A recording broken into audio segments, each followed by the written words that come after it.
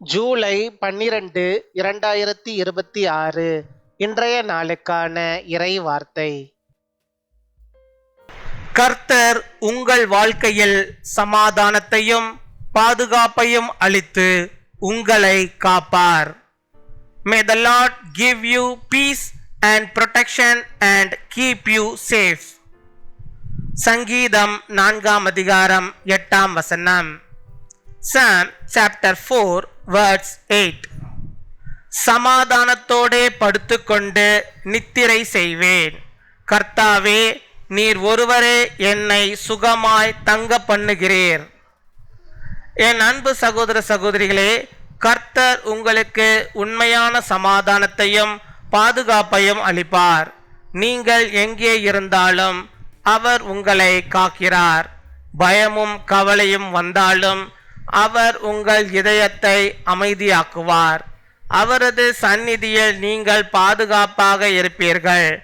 நம்பிக்கையுடன் அவரில் நிலைத்திருந்தால் உங்கள் வாழ்க்கை சமாதானத்தாலும் நிம்மதியாலும் நிரம்பும்.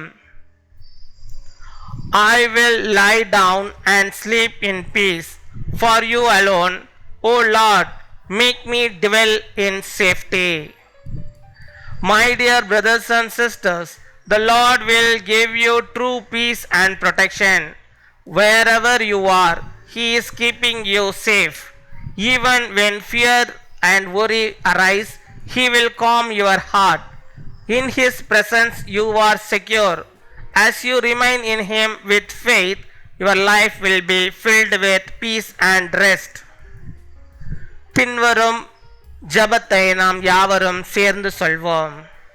அன்பான பரலோக தந்தையே, எங்களை உமது சமாதானத்தாலும் பாதுகாப்பாலும் சூழ்ந்து கொள்ளும். எங்கள் பயங்களையும் கவலைகளையும் நீக்கி நிம்மதியை அளித்தருளும். எங்களை எப்போது உமது சன்னதியில் பாதுகாத்து நடத்தும். உம்மில் நம்பிக்கை வைத்து வாழ உதவி செய்யும். இயேசுவின் நாமத்தில் ஜெபிக்கிறோம். ஆமீன்.